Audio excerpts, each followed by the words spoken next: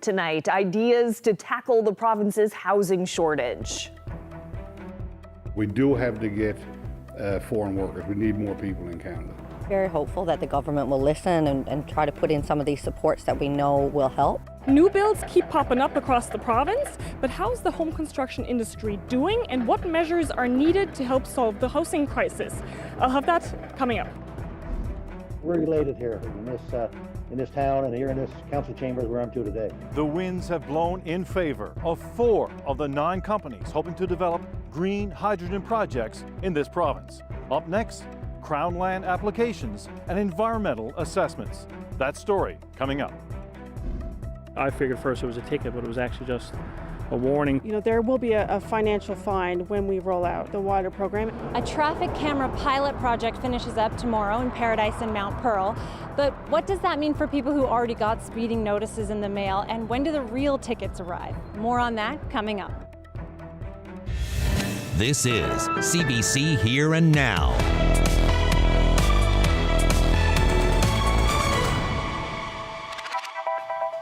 Good evening and welcome to Here and Now. Well, it's no secret this country is facing a major housing crunch, and this province is no different. So how is the local home construction industry trying to tackle that problem? Here and Now's Henrika Wilhelm found out. There's lots of work left to do here in Paradise. We're holding our own. We're still doing fairly well. Some of the guys in the industry are finding it busier, some are not. I think maybe our numbers are the same as last year very much, but it's harder to get it done because of labour. So it seems to be taking a little longer to get the houses to close. Numbers show housing starts in the province are actually down. The provincial chapter of the Canadian Home Builders Association says half as many houses were built between January and July as compared to the same period last year. We're talking about higher interest rates, we're talking about lack of skilled labour. People might be a little bit unsure if this is a good time to build a home. A lot of the first-time home buyers are really knocked out the market because of rates. So some of them are going to existing because some of them are an older, lower priced. As talking to some of the real estate agents, the issue they've got there is they look at some of the older stuff that's lower price and it needs a ton of renovation. So a lot of those people are barred out of the market because of the interest rates, and we are noticing it. On the other hand, governments are looking to the industry to help tackle the housing crisis. 5.8 million homes are needed nationally over the next 10 years. Normally, we build 2.3 million in about 10 years' time. So we are looking to build this additional amount of homes in the next 10 years. So it's a massive undertaking. What's needed? The Builders Association says a lower interest rate, incentives for first-time home buyers to do renovations like a renovation tax credit, and doubling the federal GST-HST new housing rebate are a start. We're very, very hopeful that the government will listen and try to put in some of these supports that we know will help. It is needed. We need these homes. We need affordable, safe homes for people in our province and all across Canada to live in. And while Porter says contractors welcome the extra work ahead, incentives to bring in foreign skilled workers are needed to address the labour shortage. I think the big thing that could help us really is the interest rates, because we get people back on board, but we do have to get foreign workers. We need more people in Canada. Overall, both Foster and Porter say work for provincial contractors is plenty. And as long as the right supports are put in place, they say they both look ahead to the coming years with optimism. Henrika Wilhelm, CBC News, Paradise. Well, a big day for the growing energy industry in this province. The minister announced which wind and hydrogen projects in the province have made the cut. And what started as a crowded field with more than 40 proposed projects has been whittled down to just 4 companies. Here now's Terry Roberts breaks it down for us. Today's announcement concluded a 20-month process to select the very best proposals to harness this province's wind energy resource in order to develop a brand new hydrogen industry. I am pretty confident that this is going to blossom into something that is of huge importance to this province. After months of what the government calls independent scrutiny, Parsons announced that these 4 companies likely have what it takes to develop massive wind farms for the production of so-called green hydrogen, a fuel produced without any emissions that will be converted into ammonia and exported globally to help with the green energy revolution. I'm certainly pleased today to say that these 4 projects have been independently reviewed and determined to provide the overall greatest benefit to the province. Here's some details on the successful bids. A German company called ABO Wind plans to partner with the owners of the Come By Chance refinery and is seeking more than 100,000 hectares of land in the Placentia area. Everwind is proposing a multi-phased project, is seeking nearly 300,000 hectares of land all along the Burin Peninsula. Exploits Valley Renewables plans to anchor its project in the port of Botwood and is seeking 30,000 hectares for a wind farm, storage and production facilities. And World Energy GH2 is seeking more than 100,000 hectares for a project that will be based in Stephenville. And I want to make clear, this is not the green light for projects to begin construction today. We're elated here in this town and here in this council chamber. Today's news was greeted with enthusiasm by this mayor. With the injection of the billions of dollars this project is going to bring thousands of jobs, construction jobs and permanent jobs, and going to return us to what we think is the industrial heartland here in this region. The projects come with some big benefits over the next 4 decades. An estimated $200 billion in GDP, nearly $12 billion in direct revenues to the government, thousands of construction jobs, and capital expenditures estimated at $66 billion. A lot of our members are very anxious for this news today. Great to see 4 major companies going forward to the next phase, and also good to hear that the door isn't closed on the others. So our members are really looking forward to this. 5 of the 9 companies that advanced to the final evaluation round in July were rejected from the Crown Lands process, including Pattern Energy, which is proposing a major development in the port of Argentia, one that caught the attention of the Deputy Prime Minister during a visit on Monday. A spokesperson for Pattern says the Argentia project will still proceed because the first phase is being built on land owned by the port.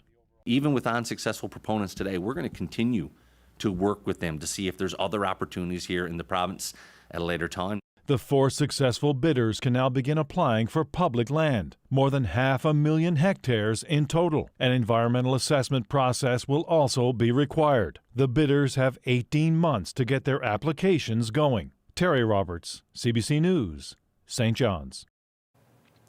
Well, staying with energy news, Newfoundland and Labrador Hydro is considering building a new diesel-powered combustion turbine on the Avalon Peninsula. It's part of the Crown Corporation's preparations for an expected surge in electricity demand.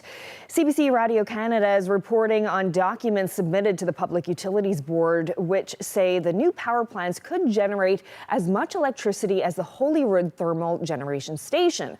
While no decision has been made to move forward with an application, Hydro's president and CEO took time this afternoon to address the story. Jennifer Williams was at Confederation Building for a separate announcement. She admitted today that Hydro had attended a technical briefing back in May with the PUB. Williams says Hydro will have to almost double the current supply to meet growing electricity needs. She says they are just looking at all the options.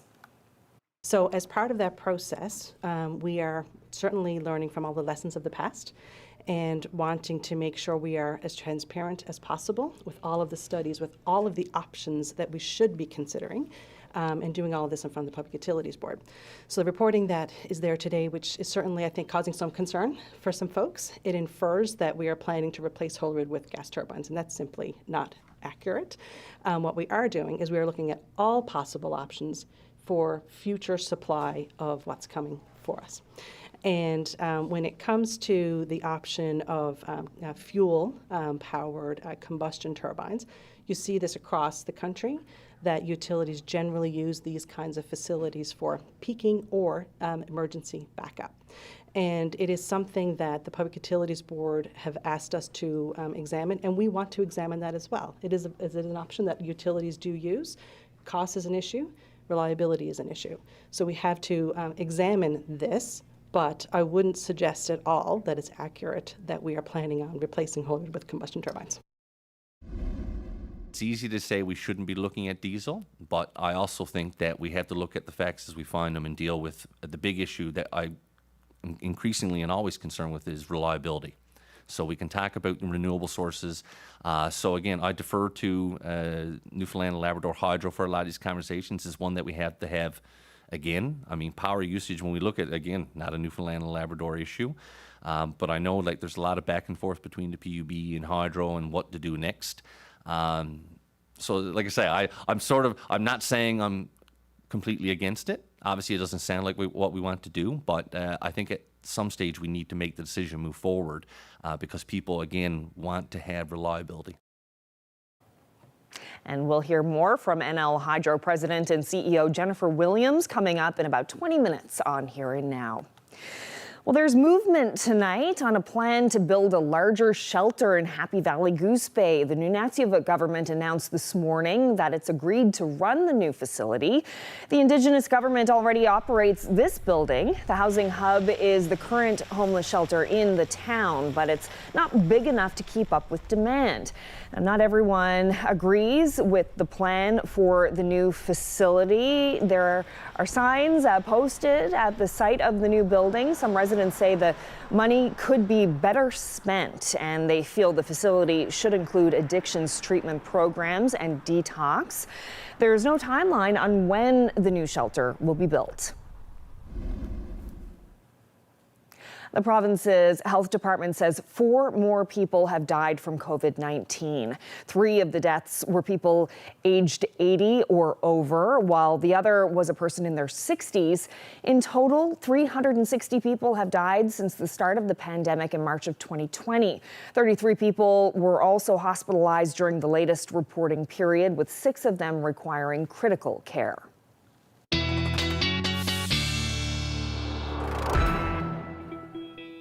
The skies have clouded over, the fog has moved in, and the rain has started here in the metro area. We're looking at about 17 degrees at the moment, 22 with that humidex.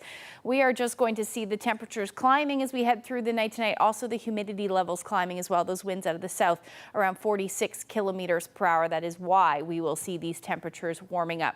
We topped out into the low 20s pretty much across the board today, across the island anyway, a lot cooler up across Labrador than it was yesterday. In fact, 17 degrees colder in Cartwright today, or right now anyway, than it was yesterday. Now we've got lots of rain moving in. We've already seen about 24 millimeters of rain in Burgeo, about 17 in Port aux Basques. Seeing a bit of a break right now, but lots of warnings in place. Rainfall warnings from Corner Brook through to Port aux Basques, all the way along the south coast, including the Southern Avalon, as well as southeastern portions of Labrador. Wind warning in place as well for Cartwright. I'll break all of the forecast details down for you when I come back. Thanks, Ashley.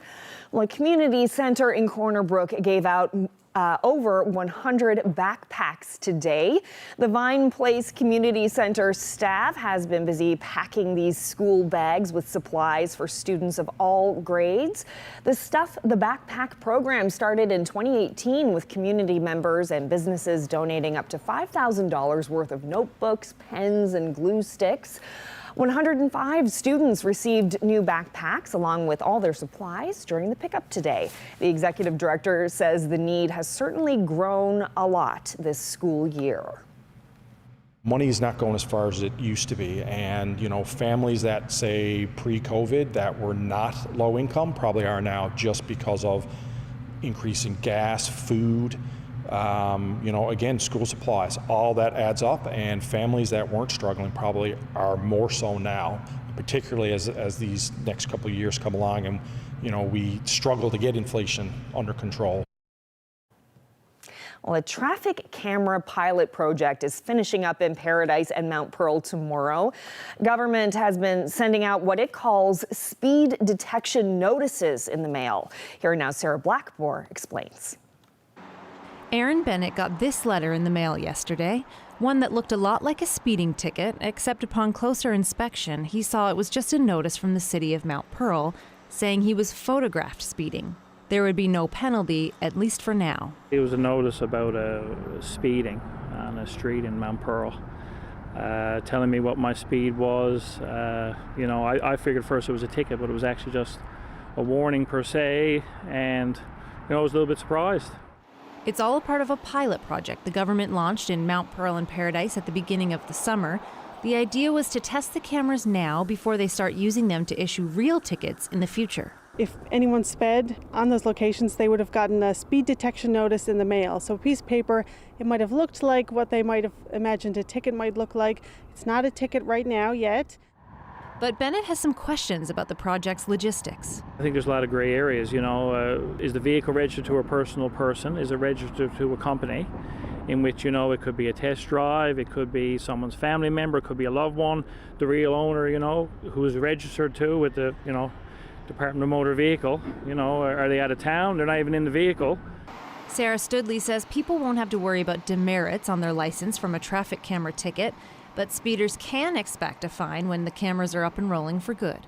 The registered owner of the vehicle gets a ticket, and therefore there won't be any demerit points deducted. So that's kind of a downside of this approach. But there will be a financial fine when we roll out the wider program. For now, Studley says they're not ticketing yet, but it is legal to get a ticket as a result of a camera in the province. In the meantime, for Bennett, he says the cameras were a good reminder. Well, you shouldn't be speeding, right? So, that's the big message here, right? Sarah Blackmore, CBC News, St. John's. Music NL has announced the nominees for its annual awards. Singer-songwriter Nico Paulo leads the way with 7 nominations. Mallory Johnson and Jason Benoit are right behind with 6 nominations each. And there's also a new award this year, the Francophone Artist of the Year. Music NL members will now vote on the nominees. The awards will be handed out during the association's Music Celebration Week in St. John's in October. So I don't think anybody should be too worried that we're looking at these kinds of options. I think the lessons of the past show us we have to look at everything that's possible and viable. NL Hydro's president and CEO responds to a Radio Canada report that the Crown Corporation is looking at the possibility of building a new diesel-powered combustion turbine on the Avalon Peninsula. More of her comments coming up. There is some very heavy rain showing up on the radar at the moment. This will continue tonight. Significant rainfall amounts expected for some areas. I'll get into all the details when I come back.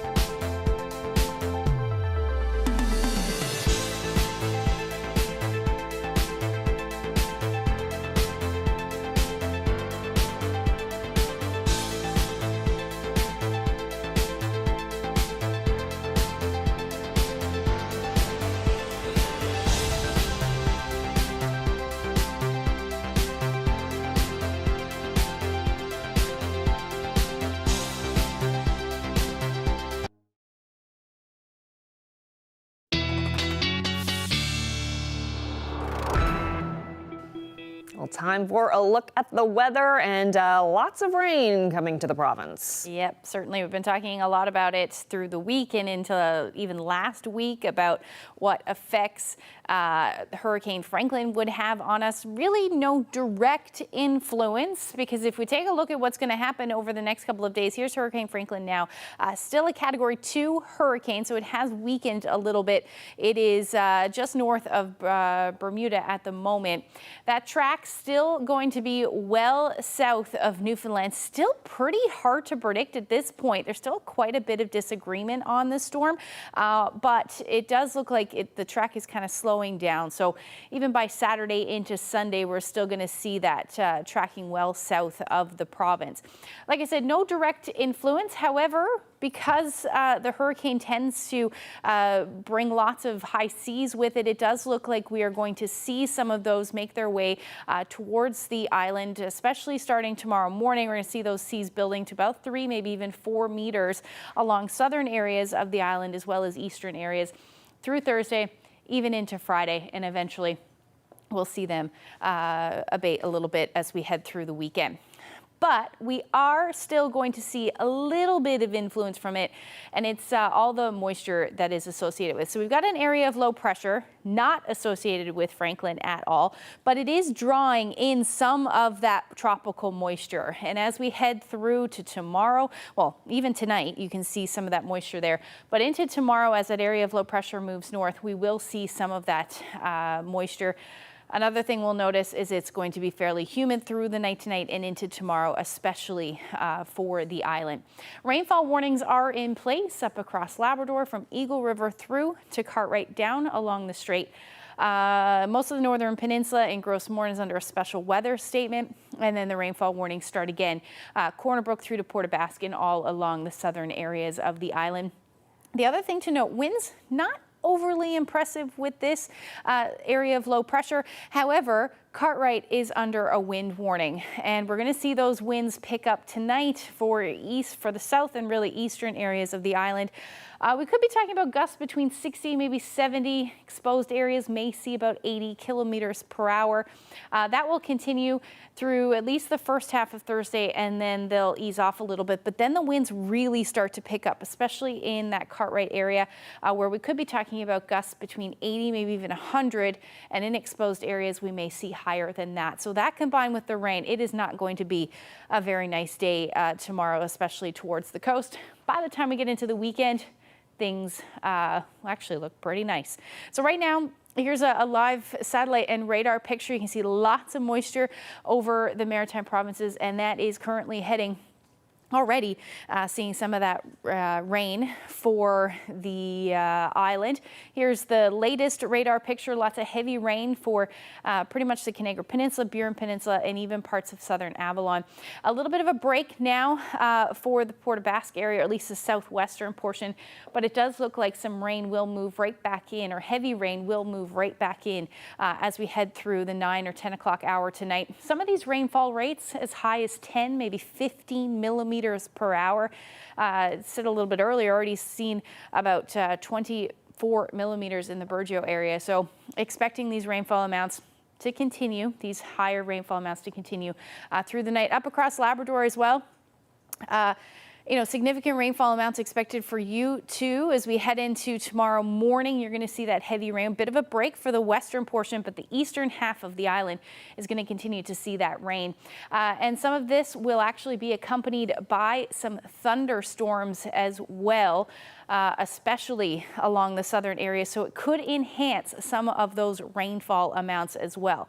How much rain are we talking about? Well, a good chance that we'll see about 50 to as much as 100 millimeters along southern areas of the island, significantly less as you head a little bit further north across the island. But for Labrador, again, especially in that Cartwright area, between 75 to 100 millimeters of rain is certainly possible. Overnight temperatures, mild, 18, 19, 20 degrees. Again, humid. Labrador, not so much, 2 to 7 or 8 degrees overnight tonight. And then into tomorrow, we'll hang on to some of that mild air through the first half of the day. As that cold front swings through, though, look at your temperatures on the west coast. Very different story between 15 and 18 degrees. Labrador, even cooler. Your temperatures in the single digits. We'll talk about the long-range forecast when I come back. Thanks, Ashley. Well, as we heard earlier in the show, Newfoundland and Labrador Hydro is considering building a new diesel-powered combustion turbine on the Avalon Peninsula. But the Crown Corporation's CEO says it's just one of many options on the table. Jennifer Williams spoke with reporters this afternoon. We, in May, had a technical conference at the Public Utilities Board where we laid out the rapidly changing load forecast. And it really is changing for all utilities across the country with regards to implementation of public policy with regards to electrification. And at that technical conference, we laid out quite clearly how the load forecast is changing year over year, and in some instances every 6 months that it's increasing. And so as a result of that, and going into that technical conference, we had committed to a whole host of studies that we're undertaking, 10, 20 studies that we have to do again to examine all of the things that we need to understand before we make a decision. So that is basically a series of steps. So it's as opposed to a single step. I know that was just the words.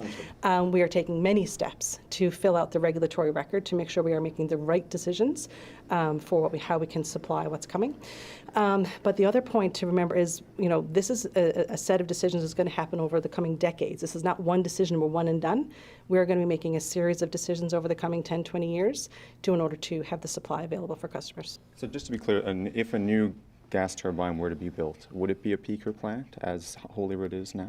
Well, that's exactly what we're trying to determine. So we don't know exactly what that is. I think we have to look at if we were to build something like that, as you've reported today, we don't have access to natural gas currently. We do have access to diesel. We don't have a huge diesel fuel supply here as well. So that is obviously another study that we're doing, as well as what could that even look like. And it's not driven necessarily because this is something that we're adamant that we want. These are questions that are being asked of us appropriately. And so we have to answer those questions. We don't just say, we don't think that that's viable. We actually have to do the work in the study. It doesn't mean we're actually planning on executing on that. The other thing that we are considering, if we do decide to put in some kind of combustion turbine, is the ability to convert to renewable fuels in the future. So even if you do decide you want some kind of a peaker or emergency backup, which you hope you never use, we would want to consider the ability to use renewable fuels. And wouldn't it be amazing if you actually had people here in the province creating hydrogen that maybe we could purchase it and use in those kinds of turbines in the future. So I don't think anybody should be too worried that we're looking at these kinds of options. I think the lessons of the past show us we have to look at everything that's possible and viable from a reliability and a cost perspective, but also know that we are considering what technology could change over time. Well, Lord Stanley's Mug Moveover, hockey's second oldest trophy, was presented to the Clarenville High Cougars in St. John's today. The team won the Boyle Cup, which was brought out of retirement after a long stint in storage at the rooms.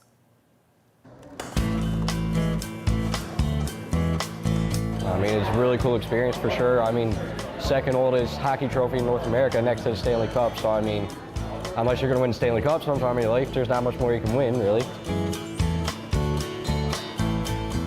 Hi, my name is Stephen Handrigan, and I'm the president and head of school at St. Bonaventure's College. Right behind me is the Boyle Trophy. It's the second oldest hockey trophy in Canada next to the Stanley Cup. So Sir Cavendish Boyle actually donated the trophy. It's in his name. So we're not talking history of 10 years, or we're talking way, way back. The legacy of this thing is it's more than 100 years old, so it's pretty incredible. The Boyle Trophy has a lot of emotion attached to it. A lot of people have lots of great stories to tell about the Boyle. And at St. Bonaventure's College, we won this trophy for 16 consecutive years, way back in our heyday of hockey. We're talking now in the 1950s, 1960s. Since about 1971, the trophy has kind of, I won't say it's remained dormant, but it hasn't had any consistent tournaments attached to it. And last year at St. Bon's, we decided that we were going to initiate another Boyle hockey tournament for Tier 2 hockey in the province. And St. Bon's, we didn't win the trophy, but that's okay. The boys from Clarenville won it, and that's great, and they're here today.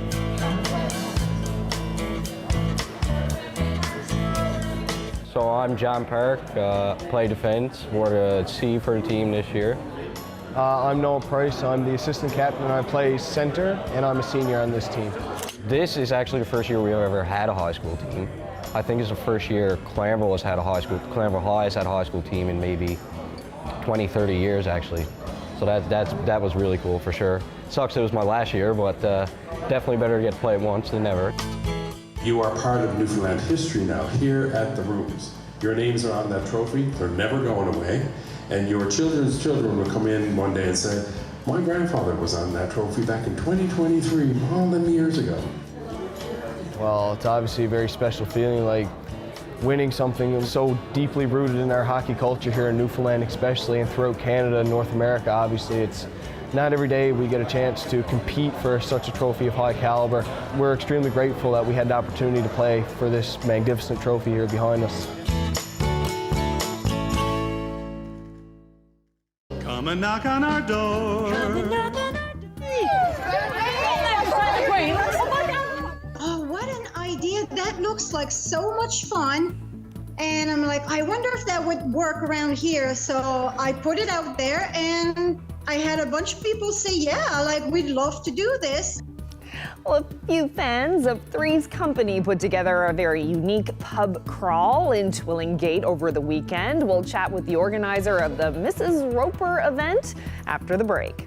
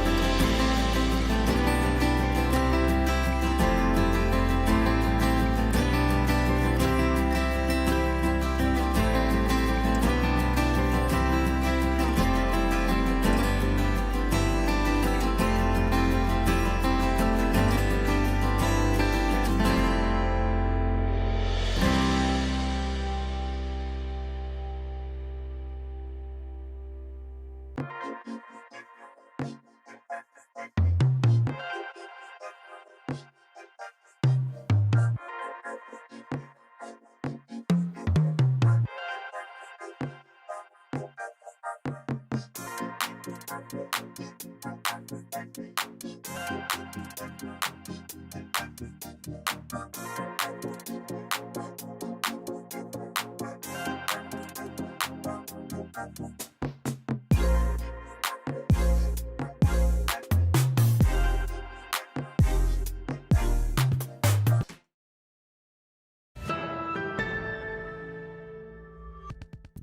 if you are of a certain age, you may remember a time when the lead-in show to this very newscast sounded like this.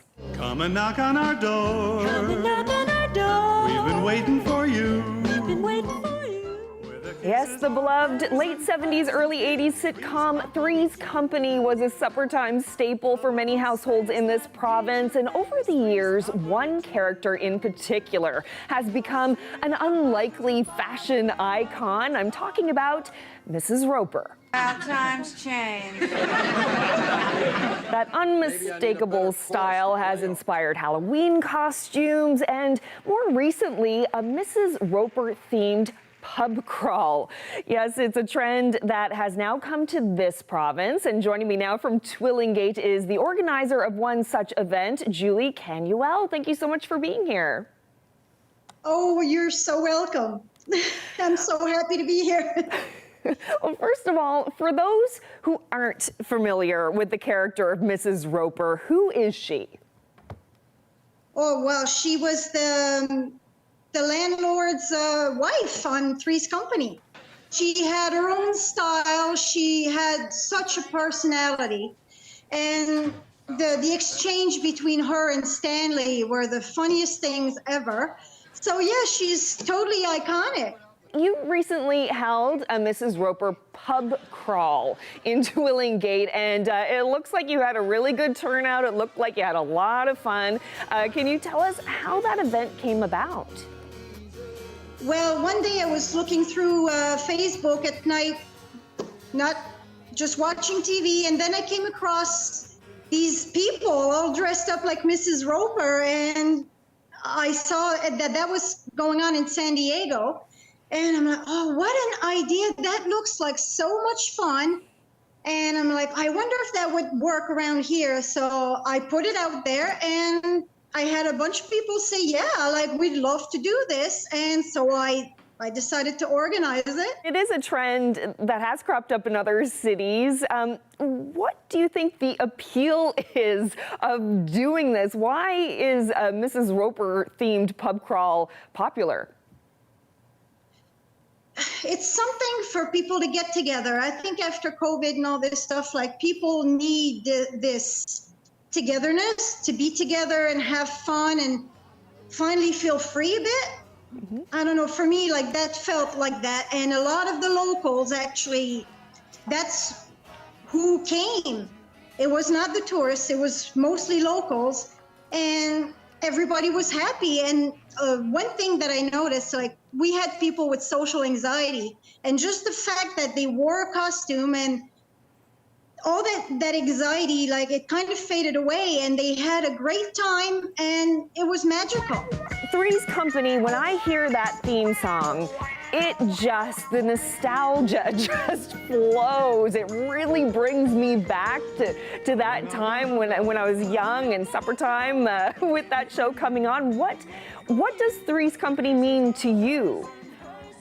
Well, Three's Company is very important to me because, being a French Canadian, I've been in Twillingate now for 22 years, but when I was a child in Quebec, all I spoke was French, and all I could understand was French. And Three's Company used to come on TV. I wanted to know so bad what they were saying, and where was the laughter coming from. So it was my biggest motivator to basically teach myself English. I was a kid. I finally learned it, and that was the best thing ever for me.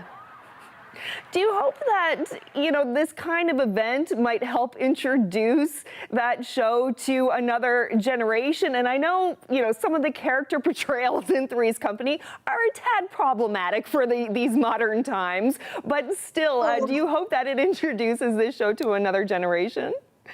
Oh, absolutely. We had people in their early 20s come, and all the way to their 70s. Oh yeah, it was like everybody came. It was amazing. So yeah, it was pretty awesome. And we walked down the road from pub to pub, almost like a parade style. So people were stopping and taking pictures and videos, and it was wonderful. Will you do this event again, do you think? Oh, well, people, we were already talking about the second one while we were still doing the first one. But yeah, no, like it was such a hit. The number, like we're for sure having another one. Well, it certainly looked like a fun time and a very comfortable way also to spend an evening out. Julie Canuel, thank you so much for telling us about it. You're welcome. Thank you so much.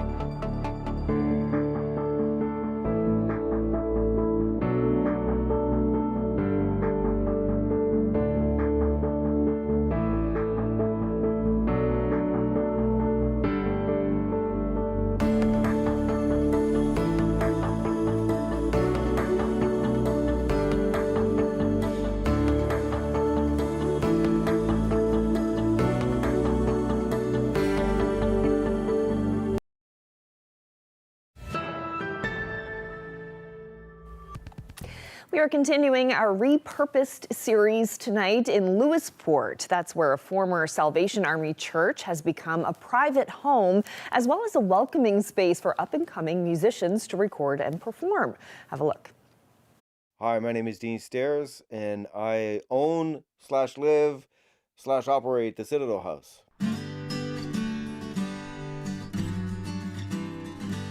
The Citadel House, where we are, is in Lewisport. It's the old Salvation Army building. The Salvation Army calls their church buildings citadels. So when we bought it, it had been decommissioned as a Salvation Army Citadel, but we liked the name. It was just something that seemed to work for us, that it was now our house. It used to be a Citadel, so the combination was the Citadel House. I was actually in the military at the time when we were looking for this. Prior to joining the military, I had been in the music industry working out west in Saskatchewan, Alberta, BC, and had done a lot of recording. And I wanted to get back into that and get out of the Army, just settle down a little bit. The only requirement was the tall ceilings, right, for the studio. But then I just didn't have the heart to make the family live in the basement. So that the studio was upstairs. So we live up there, right? When we bought it, it was just 2 huge rooms, really high ceilings. We turned that into some bedrooms, a kitchen, our dining room, living room, and just made a place for us to live in. And gradually, the studio was all downstairs. Gradually, sort of the studio just sort of was like mold. It just went everywhere. Perhaps that's not the best analogy, but you get my point, that basically what we were looking for was incorporating those spaces upstairs because they actually have really good acoustics. And then we started doing live work where we were bringing people in because it's a big space, and we put about 50 people upstairs.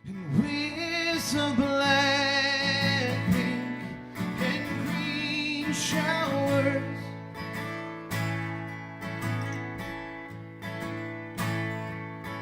Time stands still, hours locked days on pause. You know, an old classic church, the acoustics are always amazing, and they have seemed to preserve that in the venue space that also doubles as their living room. I think it's really beautiful that way. A silent storm just arose.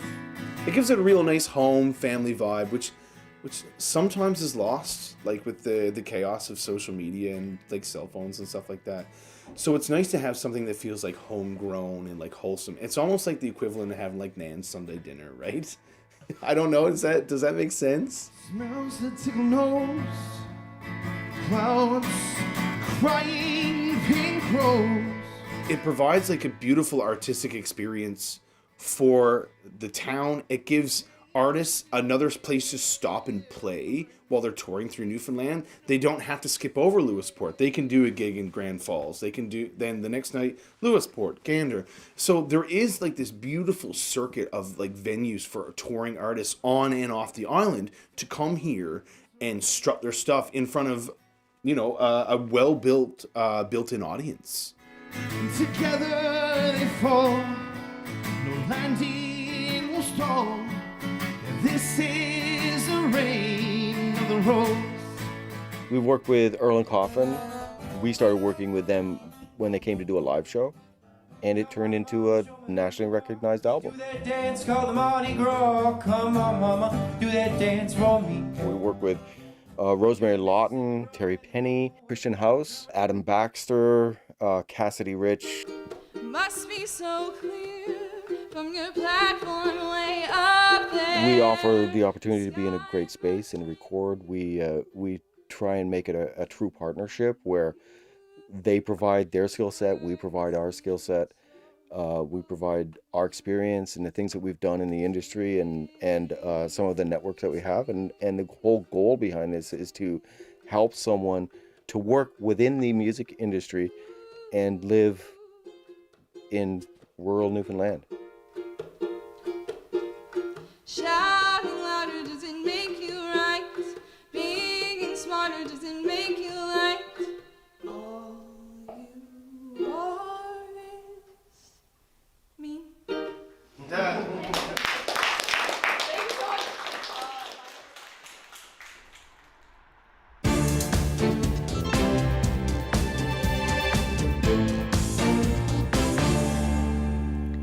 The RCMP is warning residents of the Northwest Territories to stay away from the communities they left because of the wildfires. They say they've heard reports some people are planning to drive back from Alberta.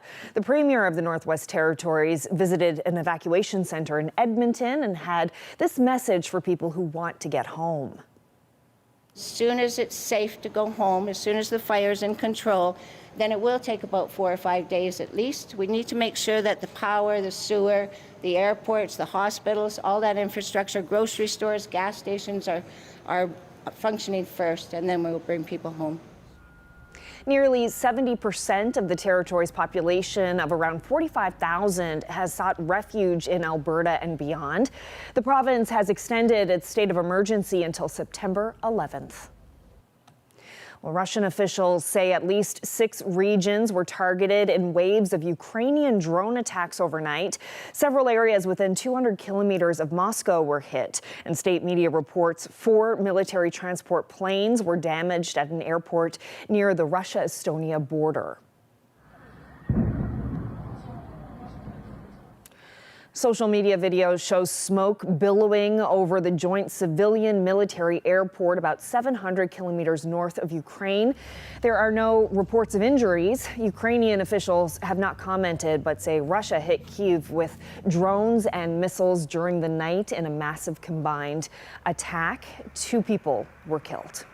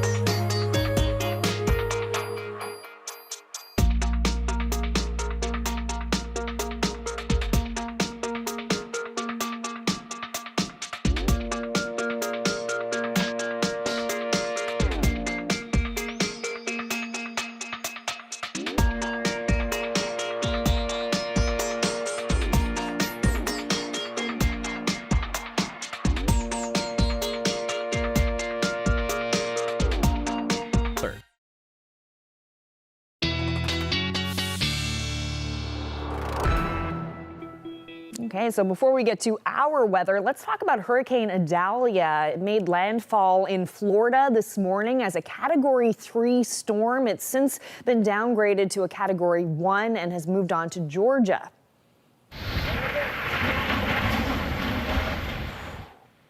Adalia hit Florida's Big Bend area with a 200-kilometer-per-hour winds. Storm surges of nearly 5 meters caused severe flooding in several areas.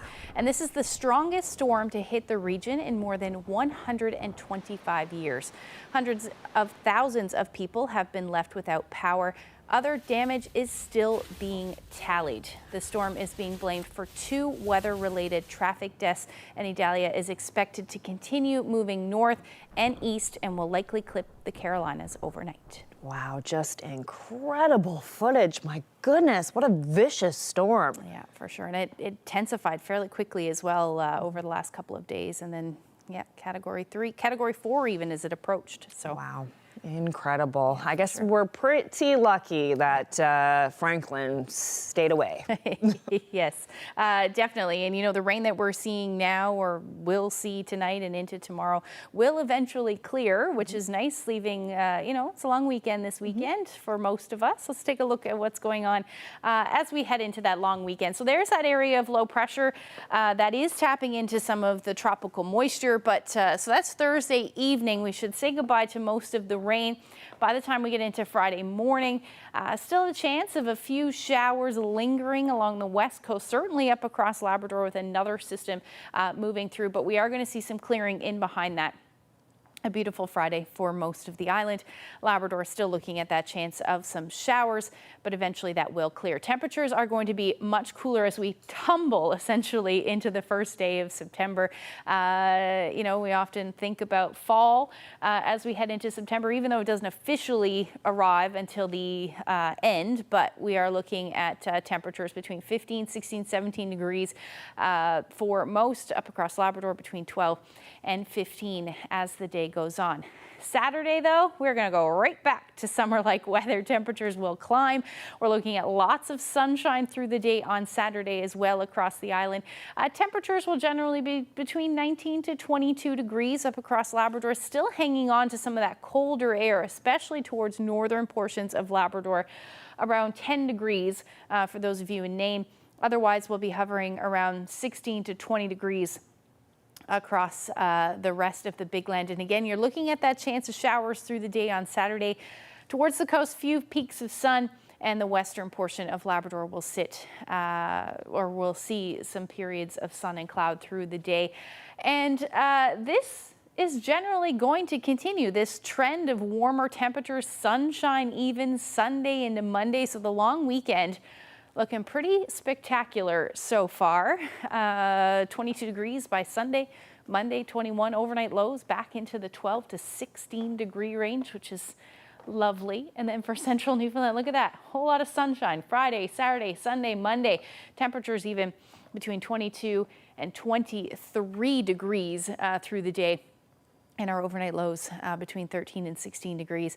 For western Newfoundland, very similar story. You might see a bit more cloud cover on Sunday, and your temperatures just a tad cooler, between 20 and 21 degrees, but 15 to 17 overnight. So that's very lovely for the first weekend of school and or as we head into the first week of school, I should say. For eastern Labrador, you're looking at some showers for your Sunday, but then clearing. Monday looks nice at 22 degrees, but you're going to notice your temperatures are going to cool down a bit in the overnight. And then for western Labrador, temperatures 18 to 22 degrees with a mix of sun and cloud, but also the chance of some showers.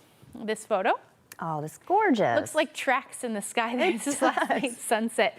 Julie captured that. It was a beautiful sunset last night. I don't know if you guys. I didn't. No, I missed it. I looked outside and I was like, whoa. The I haven't colors. seen the colors like that in a while, yeah. But if you have any photos to share with us, send them to Facebook. But the best place is nlphotos@cbc.ca. Oh, great shot. Thank you so much for that, Julie. Well, that's it for us on this Wednesday. I'm going to be humming the theme song for Three's Company for the rest of the night. I don't know about you, but that earworm is firmly in there. Well, thank you so much for joining us. Have a great night. Good night.